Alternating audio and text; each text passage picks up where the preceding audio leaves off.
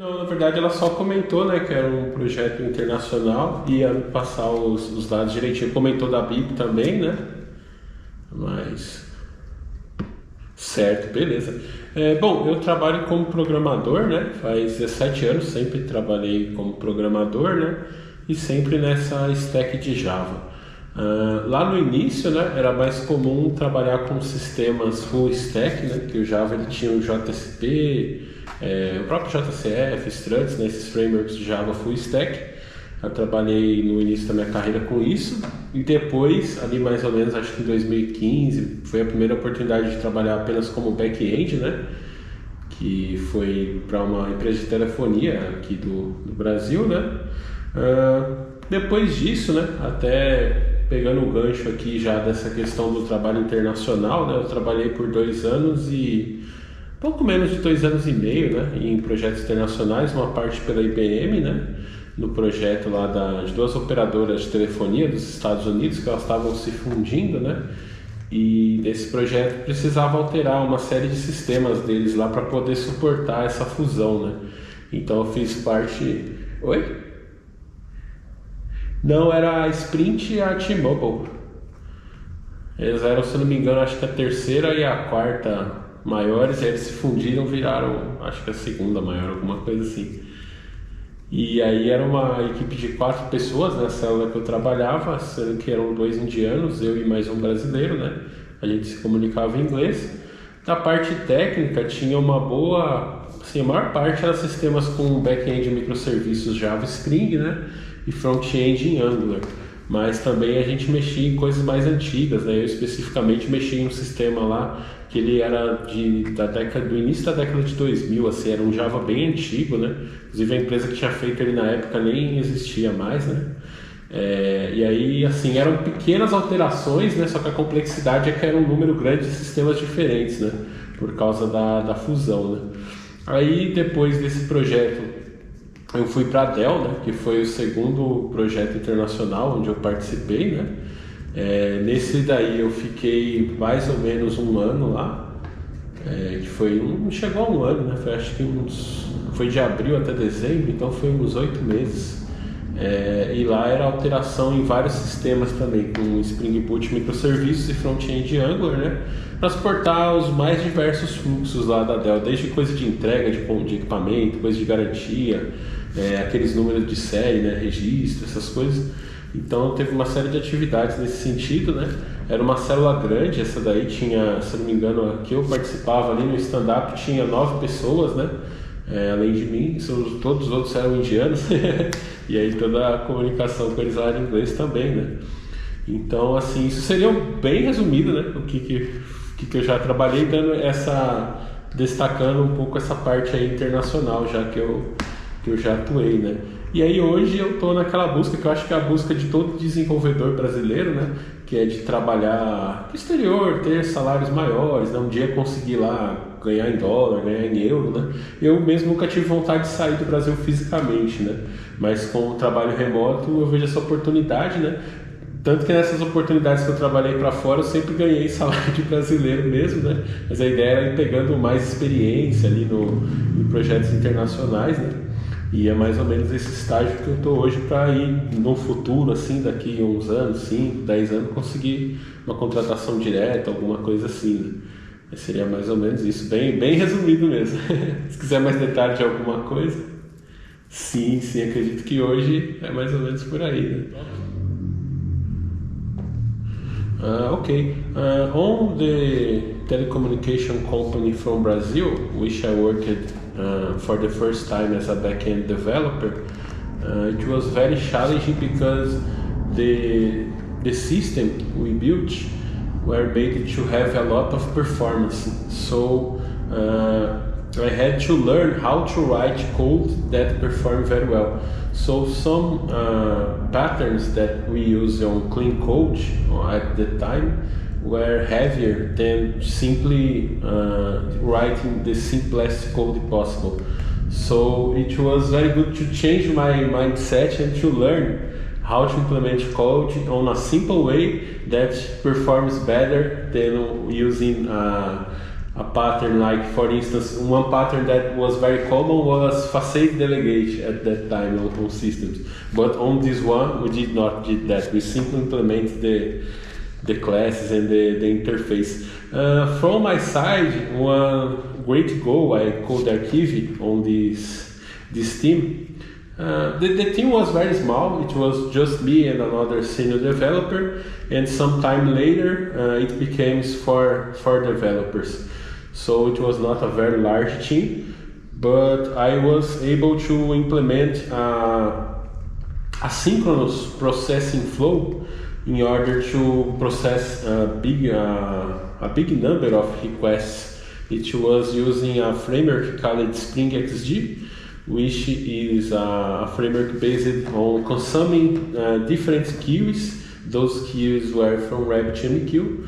So the data stream coming from the system on the first queue on RabbitMQ, then Spring XG reads from this queue, does a processing, put on another queue, and then another Spring XG on the second queue, does another small process and put on another. This in order to get a lot of scale on the process. So we could have small operations, but they were very fast, and we had a cluster to process this information, and I was the developer which implemented this flow, and I made some suggestions in order to have fallback and reprocessing queues in order to, when something goes wrong with a process, so we could run the process again in the future. So that was a highlight on those years. Sim, pois é. E isso é interessante, né, a gente ver, porque no começo lá era meio que obrigatório usar dessa forma. Então eu pelo menos não abria a mente para essas possibilidades, né? Acho que às vezes um código mais simples, né, ele não só fica mais leve, como ele também às vezes acaba sendo até mais fácil de dar manutenção, né, coisas assim. Então abriu bastante a minha mente. Esses movimentos são interessantes, parece que entra na moda e o pessoal acha que é bala de prata, né, que dá para usar para tudo. Aí começa a usar, a gente começa a perceber que tem alguns outros problemas, né? Aí volta. Eu acho bem interessante esses movimentos.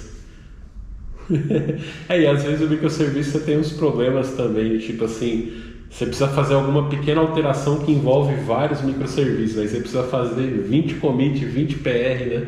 20 deploy, vira um negócio que também sobrecarrega um pouco ali no dia a dia, né? Então, que nem você falou, se não for uma situação que tem mesmo uma necessidade ali, né? Às vezes não é legal usar. Certo, perfeito. Eu acredito que a principal vantagem do uso de microserviços é quando você precisa ter uma escala grande de uma parte do seu sistema, né? Em algum período específico. Sei lá, vamos supor que época Dia das Mães, o seu endpoint ali que cuida de vendas, ele tem que ter uma performance muito maior. Agora, uma outra época, você vai precisar ter uma performance maior no endpoint de cadastro, né?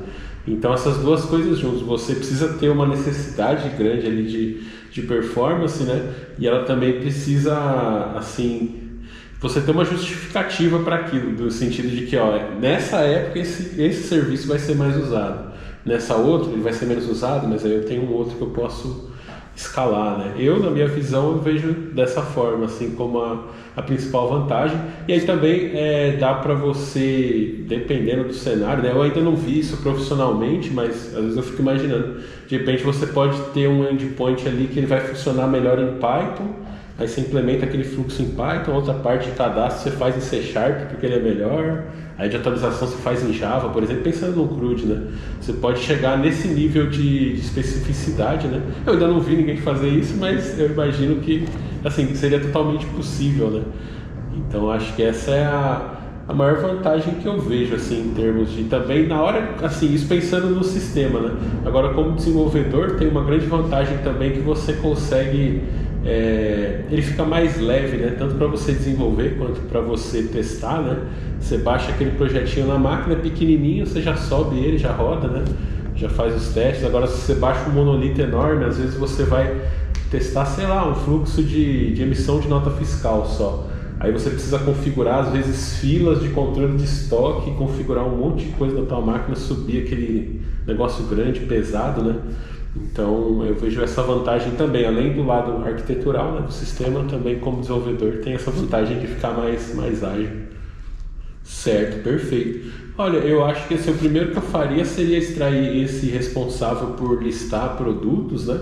Eu tiraria ele fora, eventualmente o restante poderia continuar no monolito, né? Pensando que a gente tem um back-end, né, e não uma aplicação full stack, um back-end monolito, a gente tira ali, por exemplo, de vendas que lista a listagem de produtos, por exemplo, né? Separa ele num microserviço diferente, né?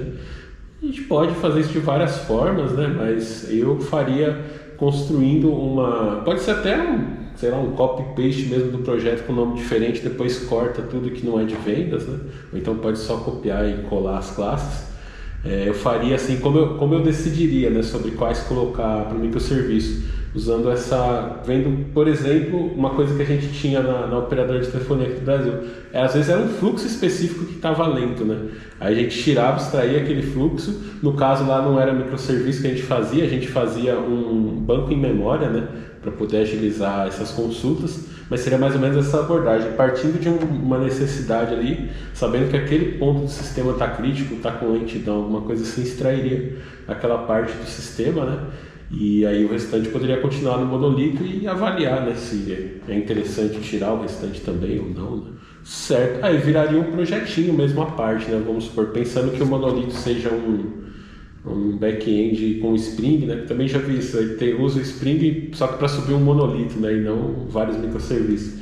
Aí tiraria esse microserviço para subir como Spring, né? Na infraestrutura da empresa, né? Seja nuvem ou seja on-premise. E aí a parte monolítica ela poderia ficar lá. Poderia fazer também um tratamento de versão, né? Colocar um /v2, alguma coisa assim, para aquele do monolito eventualmente não precisaria nem ser extraído no primeiro momento, né? Claro que posteriormente o ideal seria extrair de lá, né? Mas seria algo assim. Então eu teria ali um pacotão, né? Um projeto grande que seria o meu monolito. Eu extrairia ali as classes de controller, né? Que é a que expõe o endpoint REST. E também as outras todas daquele fluxo ali, por exemplo, o de eventos teria um endpoint lá só com um método, né? Que seria o de listar os produtos, e aí eu tiraria, por exemplo, do controller o método do service, o método que faz a busca, o repository também, né? Eventualmente poderia aproveitar alguma coisa, criar se já não existir no projeto, mas criar uma library ali para só importar ela no microserviço, né? Também poderia fazer, por mais que quebre um pouco a ideia do microserviço, né? Dele ser todo autocontido, mas eu acho que eu até faria algo desse sentido, assim, de ter um projeto ali com as entities, né? Oi?